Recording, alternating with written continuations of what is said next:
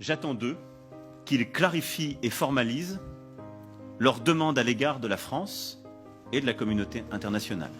Souhaitent-ils notre présence? Ont-ils besoin de nous? Je veux des réponses claires et assumées sur ces questions. Je ne peux ni ne veux avoir des soldats français sur quelque sol du Sahel que ce soit, alors même que l'ambiguïté persiste à l'égard de mouvements anti-français. Je souhaite que nous puissions organiser une présence internationale plus forte et structurer au Sahel une nouvelle coalition autour de nous, en lien avec nos partenaires européens déjà présents.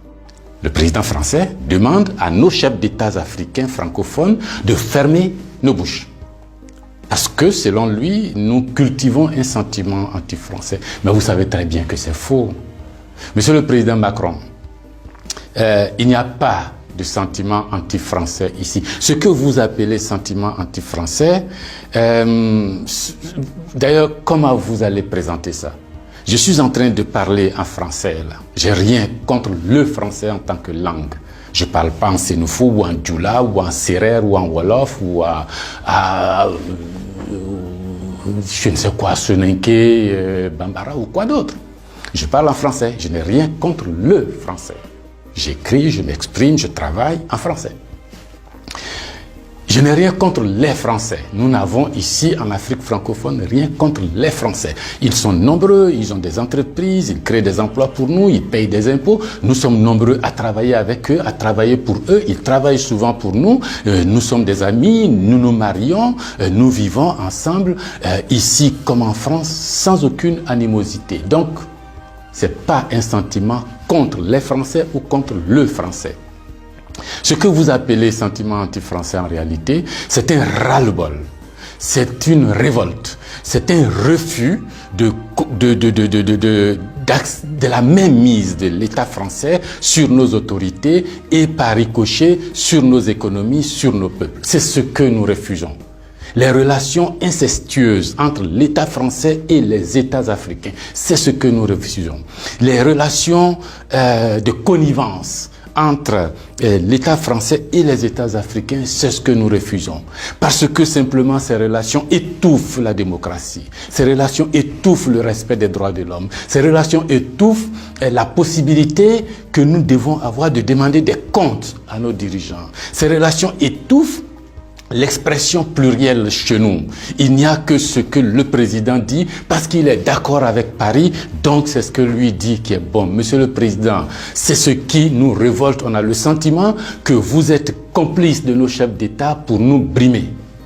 On a le sentiment que les droits de l'homme que vous faites respecter en France, les libertés individuelles que vous faites respecter en France, la déclaration universelle des droits en France, déclaré là-bas par vos ancêtres, Monsieur le Président, on a l'impression que vous considérez que nous, en Afrique, on n'a pas droit à cela. Nous, en Afrique, on n'est pas digne de cela. Nous, en Afrique, on n'est pas suffisamment humain pour avoir les droits humains. C'est ce qui révolte cette jeunesse-là. La conséquence, vous voyez chaque jour de nombreux jeunes essayant d'aller là où les droits sont respectés, là où les libertés sont respectées, là où on a le sentiment qu'ils sont des hommes. C'est ce qu'il faut changer, Monsieur le Président. C'est ce qu'il faut changer. Vous pouvez parler 1000 fois à nos chefs d'État, vous pouvez leur donner des instructions 1000 fois, mais ça ne changera rien dans la tête des populations africaines ici, dans l'esprit des populations africaines ici. L'idée est que nous voulons redevenir des hommes libres. Nos ancêtres ont été vendus comme des marchandises par vos ancêtres. Comme des marchandises. Pendant de 1500 à 1890, c'est par là, comme des marchandises. Nous fermons les yeux là-dessus. Nos parents ont été gouvernés par la décision que vos parents ont prise à Berlin de venir s'accaparer nos territoires, nous-mêmes, nos fleuves, nos rivières, nos matières premières, de prendre possession de nous. Ça a duré près d'un siècle. Fermons les yeux là-dessus. Vos prédécesseurs ont considéré que nos chefs d'État devraient être juste des délégués pour eux, pour nous maintenir ici. Comment on peut avoir le sentiment français quand on descend à l'aéroport d'Abidjan? Le boulevard qu'on prend s'appelle Giscard d'Estaing. Le pont qu'on emprunte s'appelle De Gaulle. Et la route qu'on utilise pour aller à l'université s'appelle boulevard Mitterrand. Et puis partout, on a Trèche-la-Plaine, Port-Bouët, Binger. Non! Ce que la nouvelle génération veut, ce que nous voulons, c'est l'autodétermination. Que nos chefs d'État nous rendent compte ici, qu'ils ne soient pas obligés d'aller vous rendre compte pour se donner une certaine légitimité, comme Macron est d'accord avec moi, comme Chirac est d'accord avec moi, comme le chef d'État français est d'accord avec moi. Donc ici, vous allez faire ce que je dis parce que sinon vous allez avoir des problèmes. Monsieur le Président, tant que ça durera comme ça, les gens ici auront le sentiment que l'État français est complice de leur brimade, de leur pauvreté, de leur chômage. C'est ce que nous voulons changer. C'est ce que nous voulons changer. Renvoyer Kako Noboko, renvoyer Kémy Séba, renvoyer Nathalie Yamb, contester les propos de Salif Keïta ou je ne sais qui d'autre, ça ne changera rien.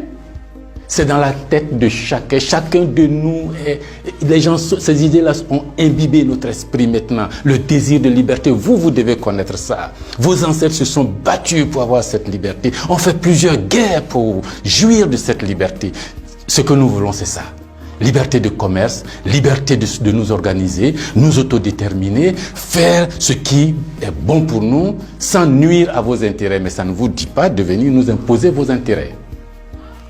Si vous pensez, chers auditeurs, que ce message vaut la peine d'être diffusé et que nous soyons nombreux à nous l'approprier, sans animosité, sans bestialité, mais avec fermeté et conviction, il faut liker, il faut partager. Parce que c'est l'Afrique de demain qui se joue là. Nous ne voulons plus être des marchandises, nous ne voulons plus être sous la tutelle de quelqu'un, nous voulons redevenir des hommes libres.